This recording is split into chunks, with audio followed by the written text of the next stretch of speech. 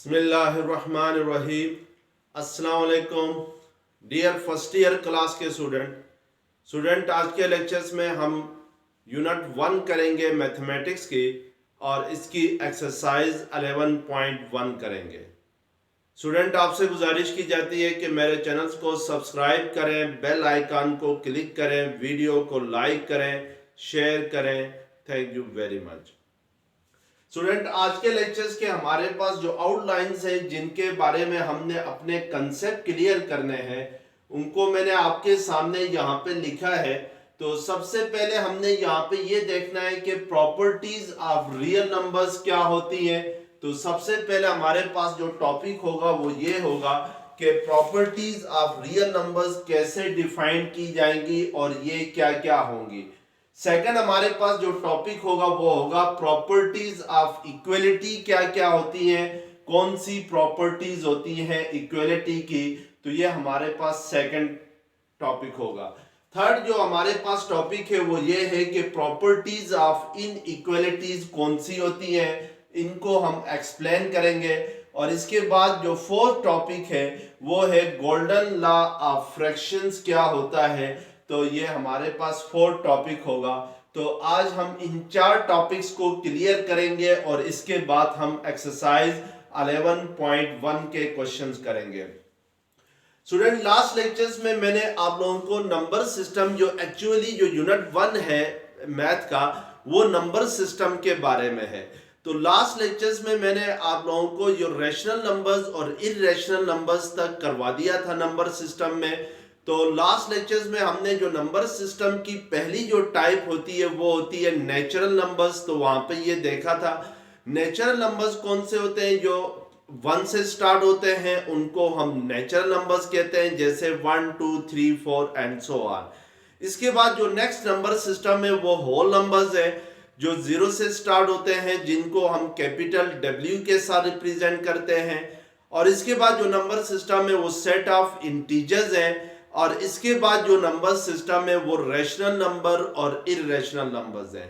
तो यहां तक हमने पढ़ लिया था। और इसके साथ एक बहुत ही इंपॉर्टेंट जो थ्योरम था, prove that √2 is an irrational number, इसको भी लास्ट लेक्चर्स में हमने प्रूफ इसका कर लिया था। तो आज हम स्टूडेंट पहले रियल नंबर्स क्या होते हैं ये देखेंगे और फिर उसके बाद इनकी प्रॉपर्टीज क्या होती है ये देखेंगे। स्टूडेंट लास्ट लेक्चर्स में मैंने आप लोगों को बताया था कि जो नंबर सिस्टम है उसमें जो रैशनल नंबर्स हैं उनको हम कैपिटल W के साथ कैपिटल Q के साथ रिप्रेजेंट करते हैं। और रैशनल नंबर्स वो नंबर्स होते हैं जिनको P डिवाइडेड बाय Q की फॉर्म में लिखा जा सकता हो। तो these are called rational numbers. और जहां पे कंडीशन थी P और Q के ऊपर, यानी P and Q belongs to set of integers, यानी जो P और Q है ये सेट ऑफ इंटीजर्स से बिलोंग करने चाहिए। And Q should not be equal to 0, और डिनोमिनेटर में जो Q है वो 0 के इक्वल नहीं हो सकता है। तो इन नंबर्स को जो P डिवाइडेड बाय Q की फॉर्म में लिखे जा सकते हैं इनको हम क्या कहते हैं, रैशनल नंबर्स कहते हैं।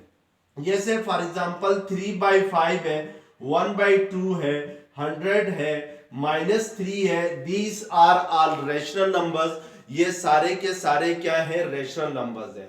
इसके बाद जो नेक्स्ट आपके पास नंबर सिस्टम की जो टाइप थी वो थी इररेशनल नंबर्स की। इररेशनल नंबर्स कौन से होते हैं, इररेशनल नंबर्स को हम किस से रिप्रेजेंट करते हैं, इररेशनल नंबर्स को Q डैश के साथ हम रिप्रेजेंट करते हैं। और ये वो नंबर होते हैं जो P डिवाइडेड बाय Q की फॉर्म में नहीं लिखे जा सकते हैं। A number which can not be written in the form of P और Q is called irrational numbers. जैसे लेट्स सपोज इसकी एग्जांपल में आपके पास था √2 है इज एन इररेशनल नंबर है। जितने भी प्राइम नंबर्स का स्क्वायर रूट है वो हमेशा इररेशनल नंबर्स होता है। यानी 2 जो है वो इटसेल्फ रैशनल नंबर है, लेकिन इसके ऊपर अंडर रूट का सिंबल आ जाए या स्क्वायर रूट का सिंबल आ जाए तो ये इररेशनल नंबर हो जाएगा। इसी तरीके से √3 is a irrational number, because 3 is a prime number and square root of 3 is irrational number. 3 itself is a rational number. इसी तरीके से अंडर रूट 5 है, तो जितने भी प्राइम नंबर्स हैं इन सब का स्क्वायर रूट हमेशा क्या होता है, इररेशनल नंबर्स होता है. इनको हम p डिवाइडेड बाई q की फॉर्म में नहीं लिख सकते हैं. अब हमने स्टूडेंट यहाँ पे ये देखना है कि रियल नंबर्स क्या होते हैं.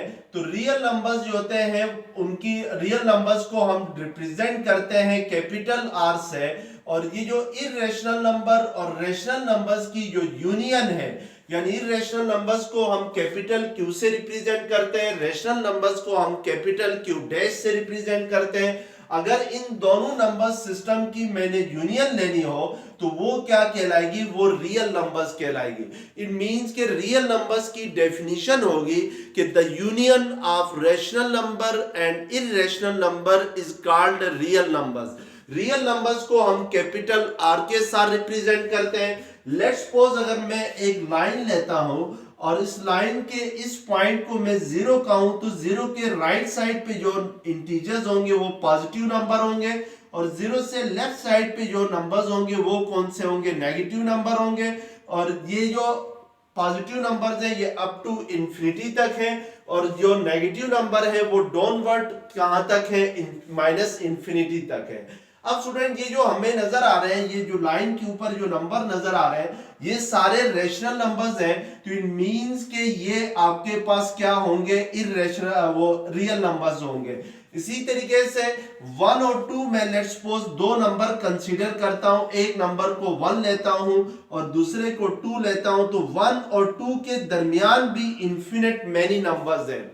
जैसे लेट्स सपोज 1.1 है, 1.2 है, 1.3 है, इसके बाद 1.9 है, एंड सो ऑन.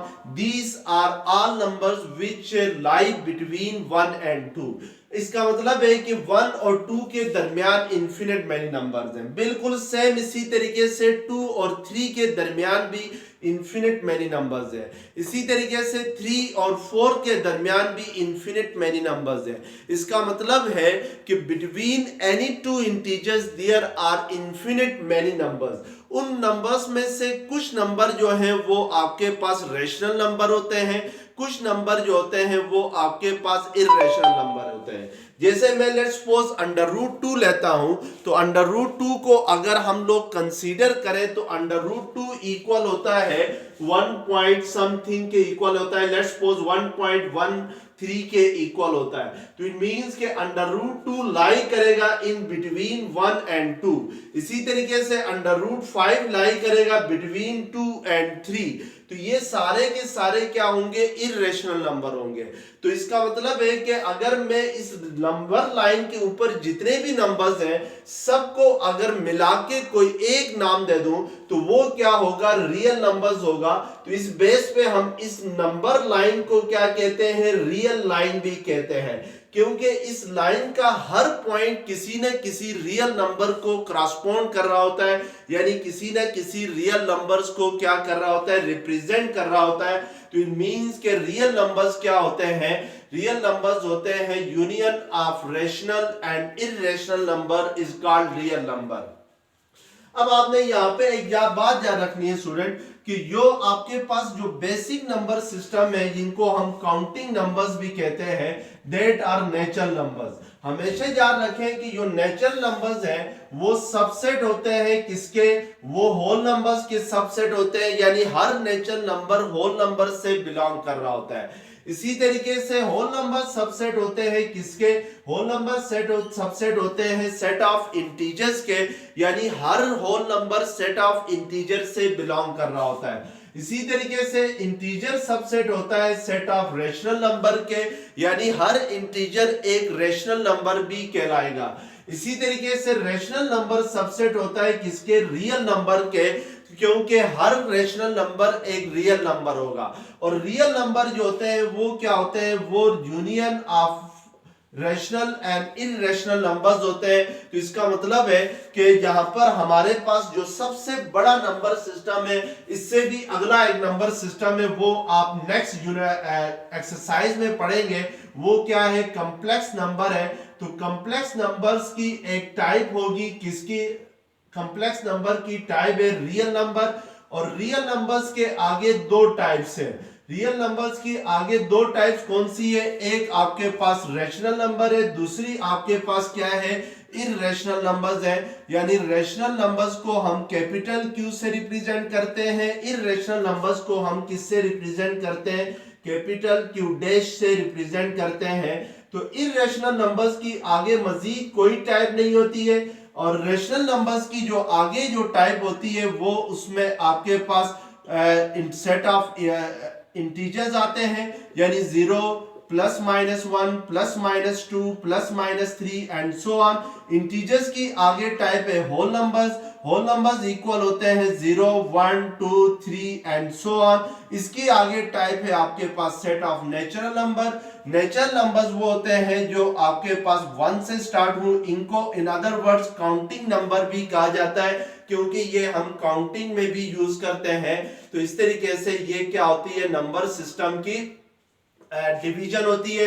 अब हमने यहां तक पढ़ लिया है कि रियल नंबर्स तक पढ़ लिया है। इसके बाद नेक्स्ट एक्सरसाइज में हम ये देखेंगे कि कॉम्प्लेक्स नंबर किससे कहते हैं।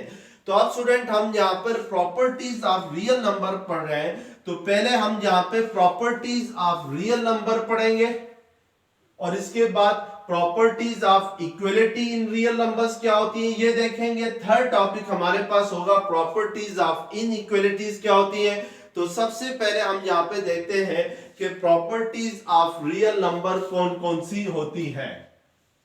प्रॉपर्टीज ऑफ रियल नंबर्स को हम दो हिस्सों में डिवाइड करेंगे। एक होगा properties of real number with respect to addition. तो यहाँ पे मैं दो कॉलम बनाता हूं, इन दोनों कॉलम्स के एक साइड पे मैं properties of real number with respect to addition लिखूंगा, और सेकंड कॉलम में properties of real number with respect to क्या होगी? मल्टीप्लिकेशन होगी। तो सबसे पहली जो प्रॉपर्टी ऑफ रियल नंबर है वो है closure property. Closure property of real number है। क्लोजर प्रॉपर्टी को हम कैसे डिफाइन करेंगे? फॉर ऑल, यानी ये जो उल्टा ए हम लगाते हैं ये यूज होता है इस सिंबल फॉर ऑल के लिए, यानी इस सिंबल को हम यूज करते हैं फॉर ऑल के लिए। For all A b that belongs to real number, there for all a b that belongs to real number, this implies a plus b also belongs to real number।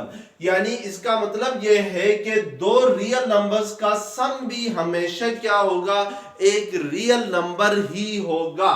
यानी ए B are any two real numbers, A और B मैंने कोई से भी दो real numbers ले लिए और उन दोनों को आपस में ऐड किया, यानी ए प्लस बी किया, तो जो ए प्लस बी होगा वो भी अगेन क्या होगा? एक रियल नंबर होगा।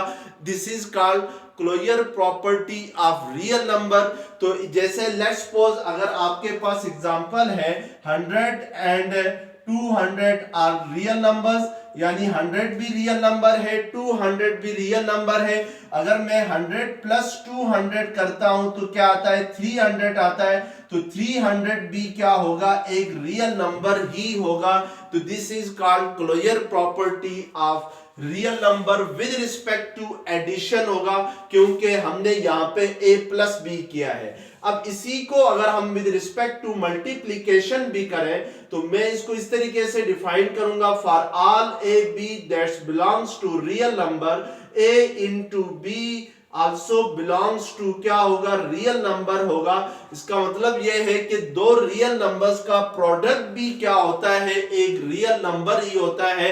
जैसे लेट्स सपोज अगर आपके पास 3 और 4 कोई से भी दो रियल नंबर हैं, अगर मैं 3 इंटू 4 करता हूं तो 3 4 क्या होता है? 12, और जो 12 होगा वो भी अगेन क्या होगा? रियल नंबर ही होगा। This is called closure property of real numbers होगी। इसके बाद नेक्स्ट है एसोसिएटिव लॉ है, सेकंड प्रॉपर्टी है। Associative law with respect to addition है और associative law with respect to multiplication है। एसोसिएटिव लॉ क्या होता है? एसोसिएटिव लॉ ये होता है कि for all A B C are any three real numbers, यानी ए बी सी हमने कोई से भी 3 रियल नंबर्स ले लिए।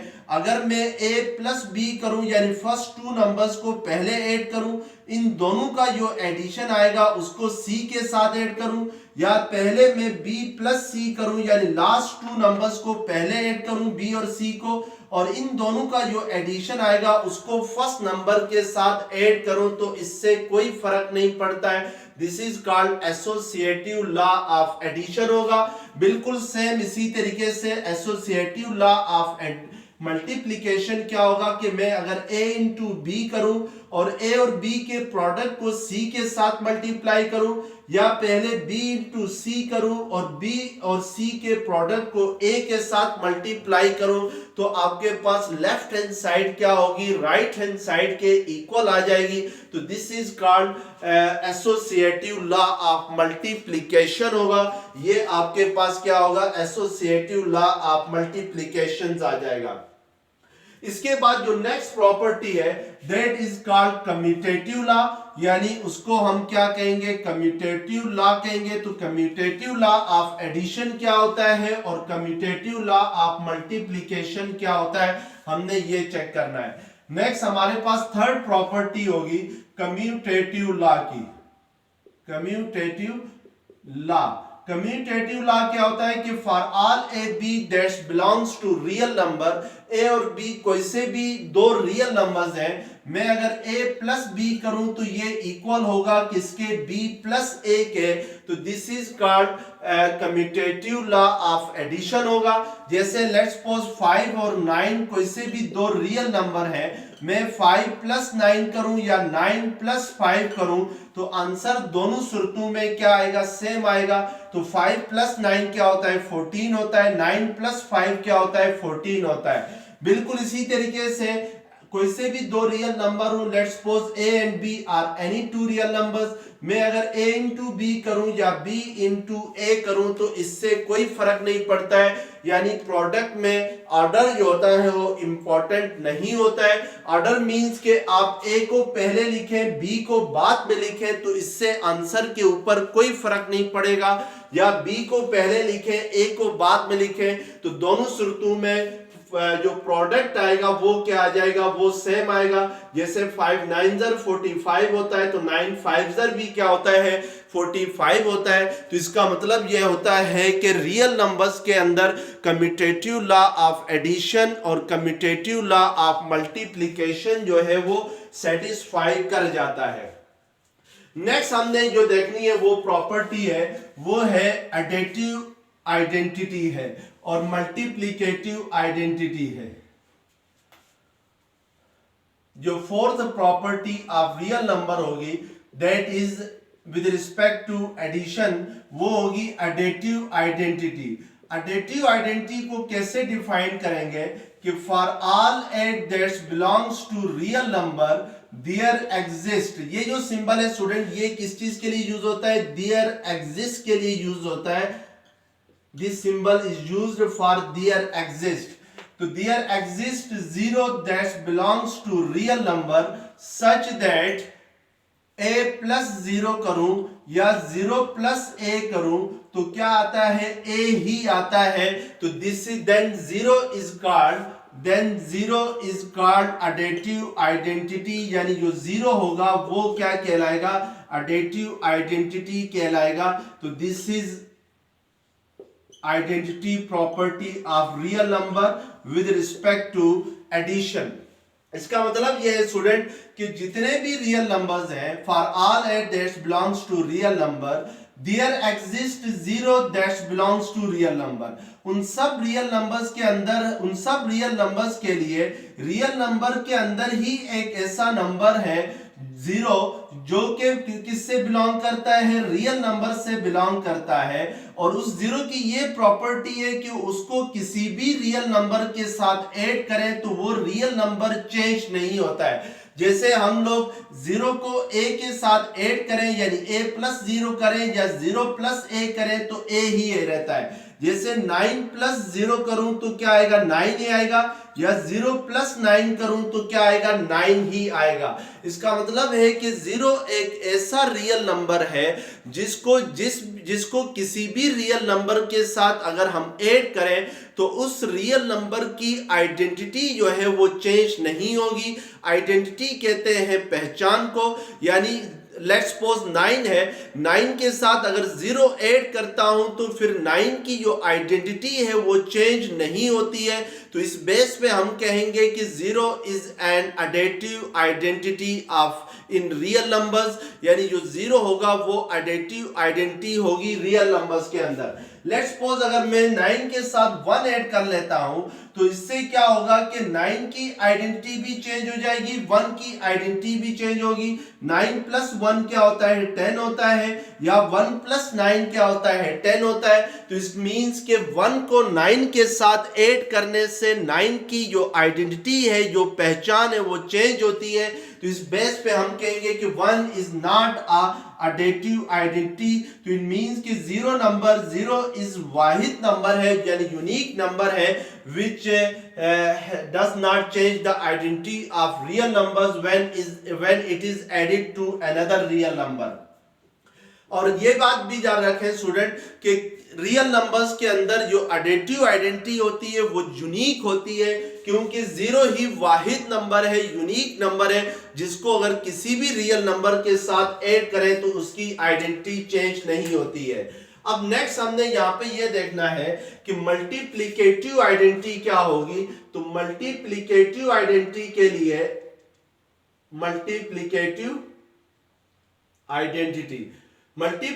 आइडेंटिटी के लिए इसी तरीके से हम डिफाइन करेंगे, for all A that's belongs to real number, तमाम रियल नंबर्स के लिए, यानी A is any real numbers, there exist one that's belongs to real number, यानी रियल नंबर के अंदर ही एक नंबर होगा जिसको हम क्या कहेंगे, 1 कहेंगे, सच दैट कि a इंटू 1 करूं या 1 इंटू a करूं तो क्या आएगा, a ही आएगा। Then 1 is called multiplicative identity. तो फिर 1 क्या कहलाएगा, मल्टीप्लिकेटिव आइडेंटिटी कहलाएगा, यानी 1 जो होगा वो मल्टीप्लिकेटिव आइडेंटिटी कहलाएगा। अब स्टूडेंट यहां पे ये बात गौर से देखें कि जो किरदार, जो करैक्टर, जो फंक्शन 0 का एडिशन में है वही फंक्शन जो है वो 1 का मल्टीप्लिकेशन में है। इसका मतलब है कि 1 को अगर किसी भी नंबर के साथ मल्टीप्लाई करें तो उस नंबर की जो आइडेंटिटी है वो चेंज नहीं होती है। तो इसलिए हम 1 को क्या कहते हैं, मल्टीप्लिकेटिव आइडेंटिटी कहते हैं। जैसे 1 को 9 के साथ मल्टीप्लाई करते हैं तो या 1 इंटू 9 करें या 9 इंटू 1 करें तो 1 9 जर क्या होता है, 9 ही होता है, 9 1 जर क्या होता है, 9 ही होता है। तो इट मींस कि 1 is the unique real number which when multiplied by any real number then it does not change its identity. तो वो अपनी आइडेंटिटी को चेंज नहीं करता है। तो इसलिए हम 1 को क्या कहते हैं, मल्टीप्लिकेटिव आइडेंटिटी कहते हैं। अब नेक्स्ट आपके पास है जो 5th प्रॉपर्टी है, वो है आपके पास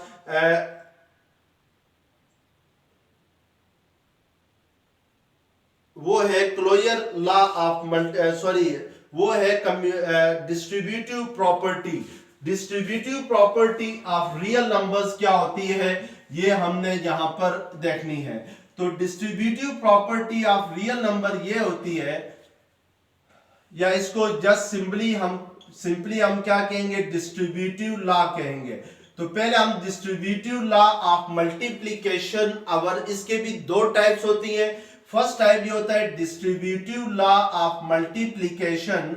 distributive law of multiplication over addition होगा, यानी वो क्या होता है, let's suppose for all a b and c that's belongs to real number, a b और c कोई से भी 3 रियल नंबर्स ले लिए, तो then a into b plus c is equal to होगा a into b plus a into क्या होगा, c होगा। यानी अगर मैं ब्रैकेट हटाता हूं तो ए बी के साथ भी मल्टीप्लाई होगा, ए सी के साथ भी मल्टीप्लाई होगा। तो this is called distributive law of multiplication और एडिशन होगा। जैसे 3 इंटू 4 प्लस 5 करें तो ये आपके पास 3 इंटू 4 प्लस 3 इंटू 5 के इक्वल होगा। ये 4 प्लस 5 क्या होता है 9, 9 3 क्या होता है 27 होता है। तो इट मीन्स के 3 प्लस 4 क्या होता है 3 इंटू 4 क्या होता है 12, 3 प्लस 3 इंटू 5 क्या होता है 15, 12 प्लस 15 क्या होगा 27 होगा। तो इट मीन्स के इसको हम क्या कहते हैं डिस्ट्रीब्यूटिव लॉ ऑफ मल्टीप्लिकेशन और एडिशन कहते हैं। और इसको स्टूडेंट ए जो है वो लेफ्ट साइड से डिस्ट्रीब्यूट हो रहा है बी प्लस सी के ऊपर, तो इसलिए हम इसको left distributive law of multiplication और एडिशन भी कहेंगे। अगर ए जो है वो राइट साइड से डिस्ट्रीब्यूट हो रहा हो बी और सी के ऊपर तो फिर हम इसको क्या कहेंगे right distributive law of multiplication और एडिशन भी कह सकते हैं। अब स्टूडेंट हमने नेक्स्ट टाइप पढ़नी है डिस्ट्रीब्यूटिव लॉ की। तो नेक्स्ट टाइप जो होगी वो डिस्ट्रीब्यूटिव लॉ ऑफ मल्टीप्लिकेशन और सब्ट्रैक्शन होगी। तो उसके लिए क्या होगा कि b प्लस सी की जगह हम क्या लगा देंगे b माइनस सी लगाएंगे। तो यहाँ पर 4 माइनस 5 की जगह सेकंड साइड पे भी आपने ए बी माइनस ए सी लिखना है। तो इसके लिए लेट्स सपोज 3 इंटू 4 माइनस 5 करते हैं तो ये इक्वल होगा 3 इंटू 4 माइनस 3 इंटू 5 के। जैसे 4 माइनस 5 क्या होता है -1 के इक्वल होता है और 3 इंटू -1 क्या होता है -3 के इक्वल होता है। तो अब यहाँ पर 3 4 12, 12 माइनस 15 किसके इक्वल होता है -3 के इक्वल होता है। तो this is called distributive law of multiplication और सब्ट्रैक्शन होगा। ये आपके पास क्या कहलाएगा डिस्ट्रीब्यूटिव लॉ ऑफ मल्टीप्लिकेशन और सब्ट्रैक्शन कहलाएगा। नेक्स्ट हमने देखनी है properties of equality and properties of inequality. Next है प्रॉपर्टीज ऑफ इक्वलिटी है।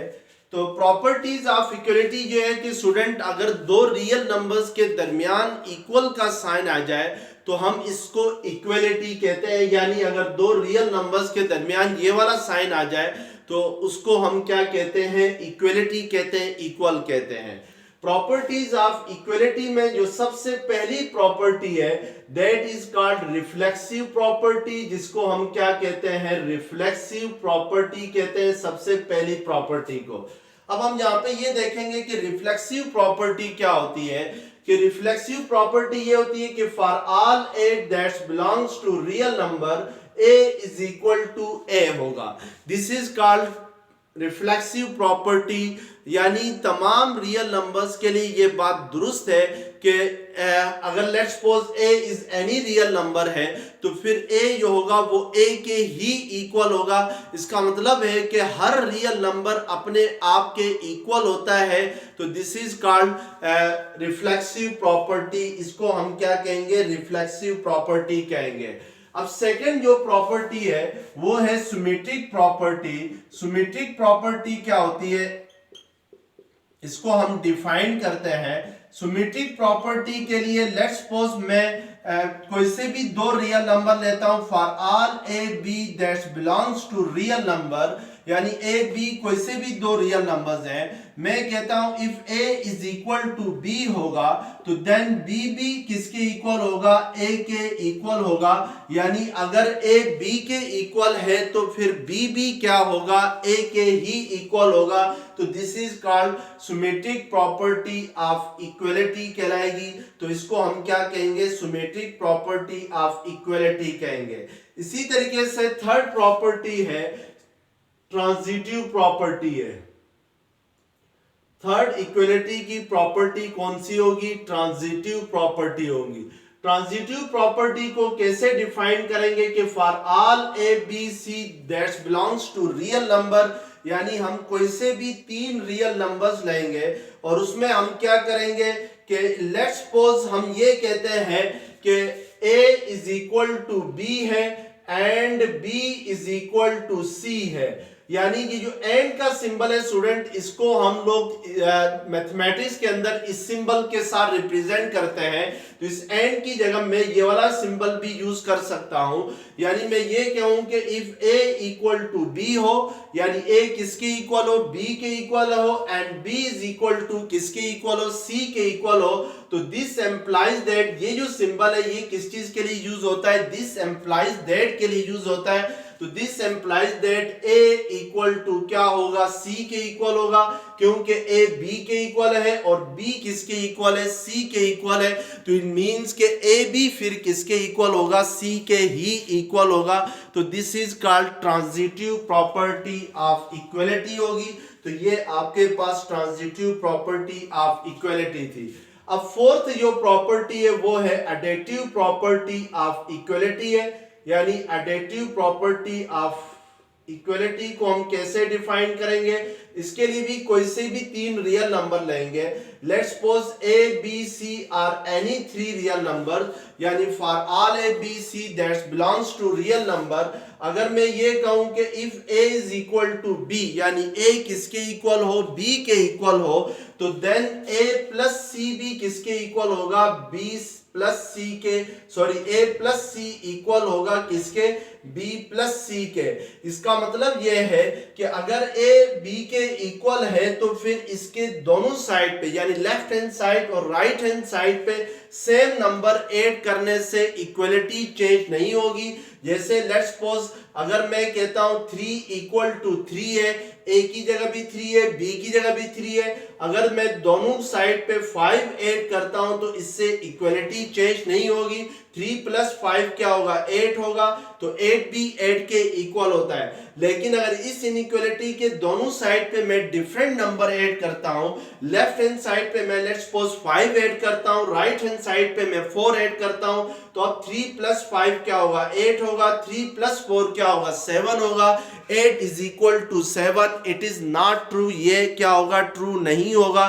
तो इट मींस के इसका ये मतलब है कि अगर दो रियल नंबर्स आपस में इक्वल हो तो फिर उन दोनों रियल नंबर्स की लेफ्ट हैंड साइड और राइट हैंड साइड में सेम नंबर ऐड करें तो उससे कोई फर्क नहीं पड़ता है इक्वलिटी के ऊपर। This is called additive property of real numbers. इसी तरीके से जो फिफ्थ प्रॉपर्टी है वो आपके पास है मल्टीप्लिकेटिव प्रॉपर्टी है।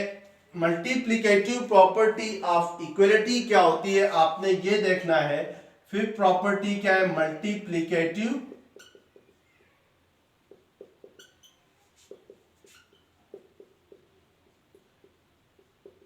मल्टीप्लिकेटिव प्रॉपर्टी भी सेम है for all a b c that's belongs to real number. If a is equal to b हो तो this implies that a into c is equal to क्या होगा, b इंटू c होगा। यानी अगर दो रियल नंबर्स आपस में इक्वल हैं, यानी a और b आपस में इक्वल हैं, तो इन दोनों रियल नंबर्स की दोनों साइड्स पे अगर सेम नंबर मल्टीप्लाई करें तो इससे इक्वलिटी डिस्टर्ब नहीं होगी। जैसे इस इक्वलिटी में दोनों साइड पे a को भी c के साथ मल्टीप्लाई किया है और b को भी c के साथ मल्टीप्लाई किया है, तो इससे इक्वलिटी चेंज नहीं होगी। और सिक्स जो प्रॉपर्टी है वो है cancellation property with respect to cancellation property with respect to addition है। Cancellation property with respect to addition क्या होती है कि for all a b c that's belongs to real number, if a plus c is equal to क्या हो, b plus c के equal हो। यानी ये जो cancellation property of real number है ये आपके पास रिवर्स प्रॉपर्टी है किसकी, एडिटिव प्रॉपर्टी की, फोर प्रॉपर्टी की। यानी अगर a प्लस सी किसके इक्वल हो, b प्लस सी के इक्वल हो, तो दोनों साइड से इक्वेशन की दोनों साइड से c कैंसल हो जाएगा, a किसके इक्वल आ जाएगा, b के इक्वल आ जाएगा। तो this is called cancellation property with respect to addition होगी। और जो नेक्स्ट प्रॉपर्टी होगी वो होगी cancellation property with respect to multiplication होगी। तो मल्टीप्लीकेशन के लिए क्या है, let's suppose a c is equal है बी सी के, तो इसके दोनों साइड पे सी क्या होगा, कैंसल आउट हो जाएगा, a इज इक्वल टू क्या आ जाएगा, b के इक्वल आ जाएगा। तो this is called cancellation property with respect to multiplication. तो अब हमारे पास जो नेक्स्ट प्रॉपर्टी है वो है properties of real number in equality, यानी इन इक्वलिटी में जो रियल नंबर्स की प्रॉपर्टीज है वो क्या क्या है। अब जो प्रॉपर्टीज ऑफ इनइक्वलिटीज है, इनइक्वलिटी स्टूडेंट कहते हैं अगर किसी भी दो रियल नंबर्स के दरमियान अगर ये चार सिंबल में से कोई एक सिंबल आ जाए, first symbol is less than के लिए, second symbol is greater than के लिए, third symbol less than or equal to के लिए, और फोर्थ सिंबल जो है वो greater than or equal to के लिए है। तो अगर किसी भी दो रियल नंबर्स के दरमियान इन चारों सिंबल में से कोई एक सिंबल आ जाए तो हम उसको इनइक्वालिटी कहेंगे। प्रॉपर्टीज ऑफ इनइक्वालिटी को इन अदर वर्ड्स आप लोग कहते हैं ऑर्डर प्रॉपर्टीज भी कहते हैं। और इसमें सबसे पहली जो प्रॉपर्टी है वो है ट्राइकोटोमी प्रॉपर्टी है। ट्राई कहते हैं 3 को, जैसे बाई कहते हैं, बाई 2 को कहते हैं, जैसे आप लोग बाईसाइकिल कहते हैं, तो बाईसाइकिल को बाईसाइकिल इसलिए कहते हैं कि उसके 2 पहिए होते हैं। इसी तरीके से ऐसी साइकिल जिसमें 3 पहिए हो तो उसको हम ट्राई साइकिल कहते हैं। तो इट मींस के ट्राइकोटोमी प्रॉपर्टी मींस के यहां पर जो भी दो रियल नंबर्स हम लेंगे, let's suppose for all A B that's belongs to real numbers, यानी ए और बी कोई से भी दो रियल नंबर्स हैं, तो ए और बी के दरमियान जो रिलेशन है वो 3 टाइप का ही हो सकता है। फर्स्ट रिलेशन ये हो सकता है कि ए इक्वल टू बी हो, यानी ए बी के इक्वल हो, या ये हो सकता है कि ए इज लेस देन बी हो, यानी ए बी से छोटा हो, या ये हो सकता है कि ए इज ग्रेटर देन बी हो, यानी ए जो है वो बी से बड़ा हो।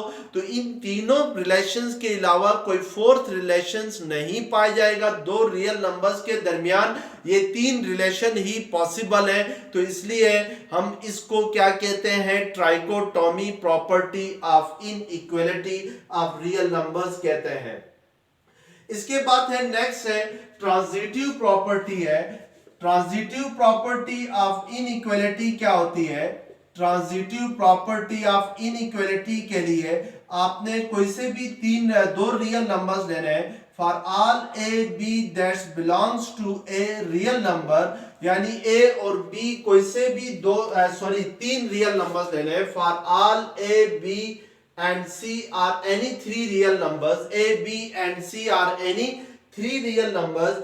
If A, इसकी 2 पार्ट्स होंगे कि if A is greater than B and B is greater than C हो, यानी A B से बड़ा हो, B C से बड़ा हो, तो then क्या होगा, A B C से बड़ा होगा, यानी A जो होगा वो C से बड़ा होगा। This is called transitive property of inequality. और इसका सेकंड पार्ट ये होगा कि if A is less than B हो, यानी A B से छोटा हो, and B is less then C हो और B जो है वो C से छोटा हो, तो देन जो होगा वो A B C से क्या होगा, छोटा होगा। तो this is the second part of property of inequality होगी।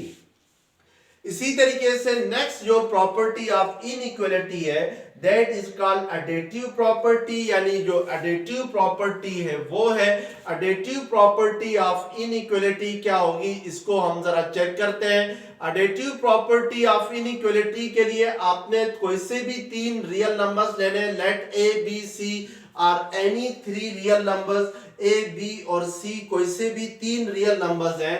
तो इसके भी 2 पार्ट्स हैं। फर्स्ट पार्ट ये होगा कि if a is less than b, यानी ए जो होगा वो बी से छोटा हो, तो देन या दिस एम्प्लाइज दैट के a plus C is also less than b plus C होगा। यानी इसका मतलब यह है कि किसी भी इनइक्वालिटी के दोनों साइड पे सेम नंबर ऐड करने से इनइक्वालिटी चेंज नहीं होती है।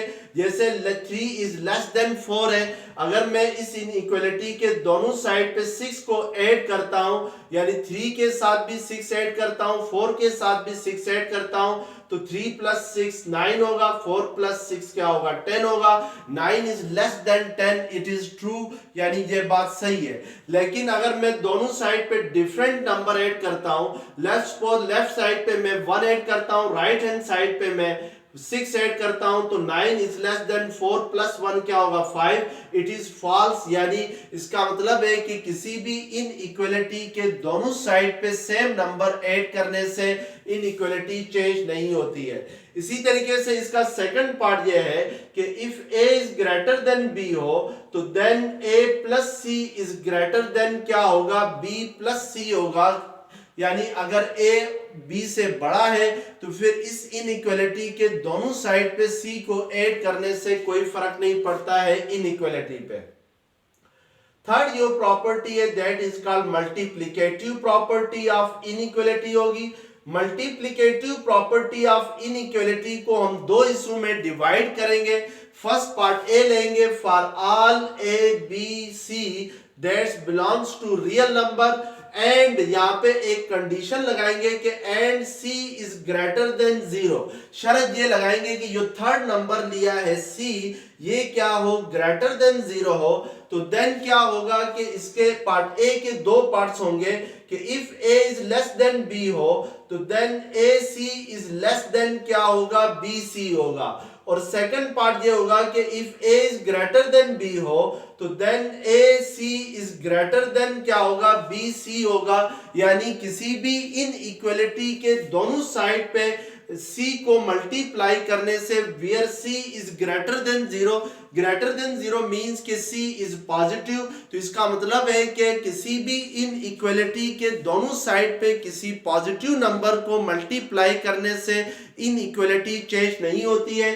जैसे लेट्स सपोज में 3 इज लेस देन 4 है और अगर मैं इस इनइक्वालिटी के दोनों साइड पे लेट्स सपोज 5 के साथ मल्टीप्लाई करता हूं वेयर c इज 5, तो इससे इनइक्वालिटी चेंज नहीं होती है। और जहां पे ध्यान रखें c 5 लिया है तो 5 इट मींस के ग्रेटर देन 0 है, तो 3 5 are 15, 4 5 are 20, तो इससे इनइक्वालिटी पे कोई फर्क नहीं पड़ता है। अब इस मल्टीप्लिकेटिव प्रॉपर्टी का हम सेकंड पार्ट करते हैं, तो सेकंड पार्ट को हम b का नाम दे देते हैं। और जो पार्ट b होगा वो किस तरह टाइप का होगा, पार्ट b में ये होगा कि इफ फॉर ऑल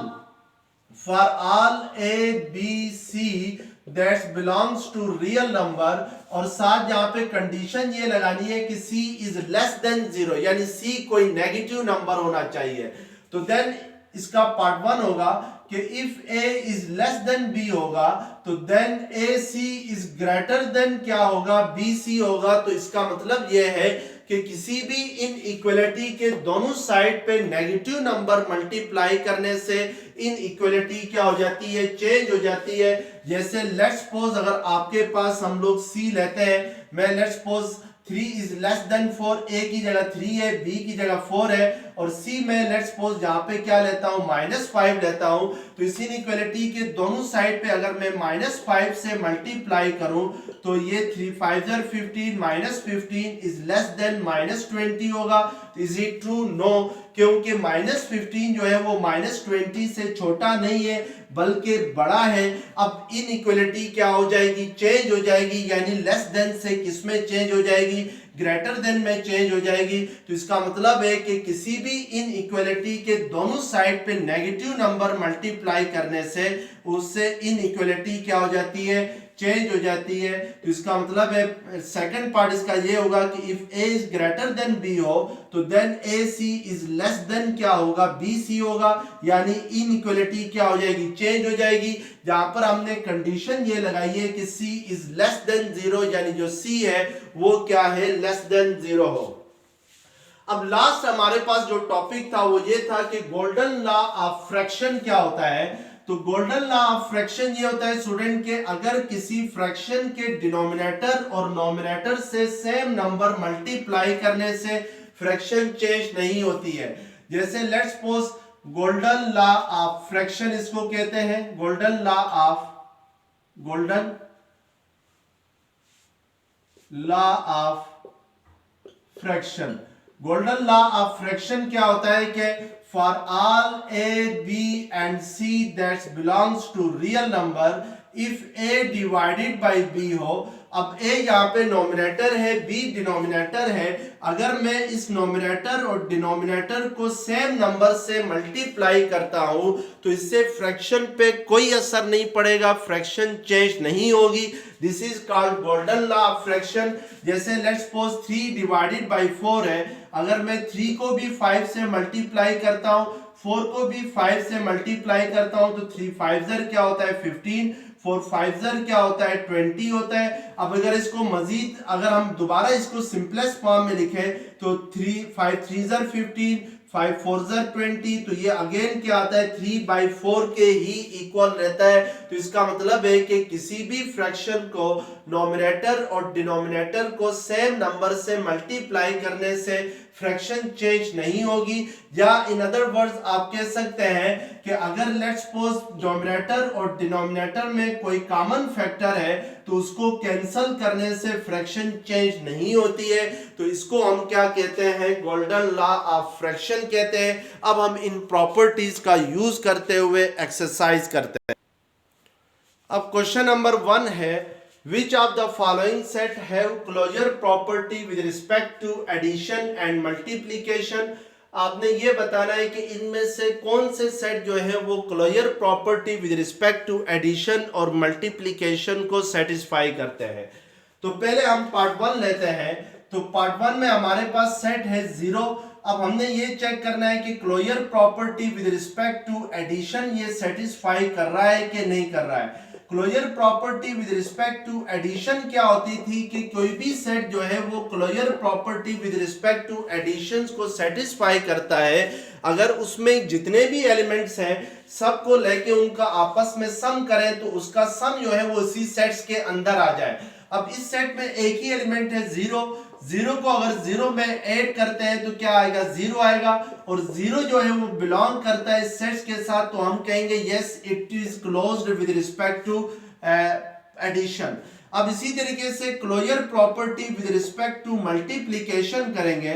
तो closure property with respect to multiplication करने के लिए हमें पता है कि इस सेट्स के अंदर जो है वो एक ही एलिमेंट है 0, और अगर 0 को 0 के साथ मल्टीप्लाई करें तो 0 ही आता है, और 0 जो है वो इस सेट से बिलोंग कर रहा है, तो हम कहेंगे कि yes it is closed with respect to multiplication कहेंगे। इसी तरीके से सेकंड सेट आपके पास है 1 है। अब 1 को with respect to addition with respect to addition जो है वो closure property with respect to addition hold करता है कि नहीं करता है।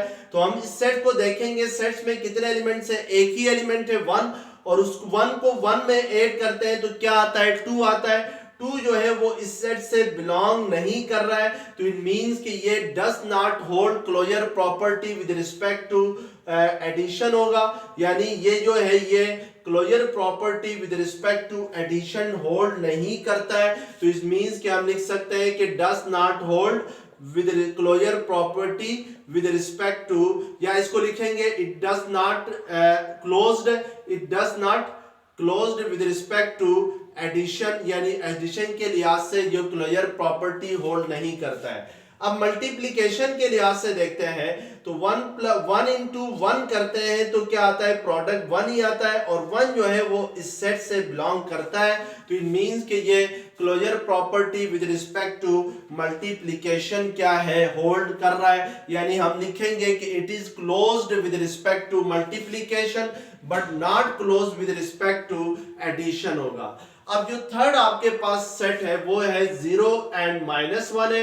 अब इसको चेक करने के लिए कि ये closure property with respect to addition hold कर रहा है कि नहीं कर रहा है, सबसे पहले हम 0 + 0 करेंगे तो ये 0 आता है, इस सेट से बिलोंग कर रहा है 0 and -1 से। इसी तरीके से 0 + -1 करेंगे तो 0 + -1 ही आता है, तो ये भी इस सेट से बिलोंग करता है। अब -1 + -1 करेंगे तो प्लस इंटू माइनस क्या होता है माइनस, तो ये -2 होता है, तो -2 जो होता है वो इस सेट से बिलोंग नहीं करता है। अगर याद रखें स्टूडेंट, एक भी एलिमेंट अगर बिलोंग ना करता हो गिवन सेट्स में, तो फिर हम कहेंगे कि it is not closed with respect to addition, यानी ये क्लोज नहीं है, यानी मींस के क्लोजर प्रॉपर्टी होल्ड नहीं करता है विद रिस्पेक्ट टू एडिशन। अब हमने मल्टीप्लिकेशन के लिए इसको चेक करना है, तो 0 इंटू 0 क्या होगा, 0 होगा। 0 इंटू -1 क्या होगा, 0 होगा। ये भी सेट से बिलोंग कर रहा है, गिवन सेट से, और ये 0 भी गिवन सेट से बिलोंग कर रहा है। और इसके अलावा -1 इंटू -1 करेंगे, तो अब -1 इंटू -1 क्या होता है, +1 होता है, which does not belongs to the given set 0 and -1, so it is not closed with respect to multiplication. तो ये इसका मतलब है कि ये closure property with respect to multiplication hold नहीं करता है। तो इस तरीके से हम लोग ये करेंगे। अब स्टूडेंट, जो क्वेश्चन नंबर 2 और 3 है, उसमें जस्ट आप लोगों ने प्रॉपर्टीज के नाम बताने हैं, तो वो आप खुद ही कर लें। नेक्स्ट लेक्चर्स में हम क्वेश्चन नंबर 3 इंशाल्लाह करेंगे, सॉरी क्वेश्चन नंबर 4 से स्टार्ट करेंगे। तो यहाँ तक देख लें। Thank you very much. Allah Hafiz.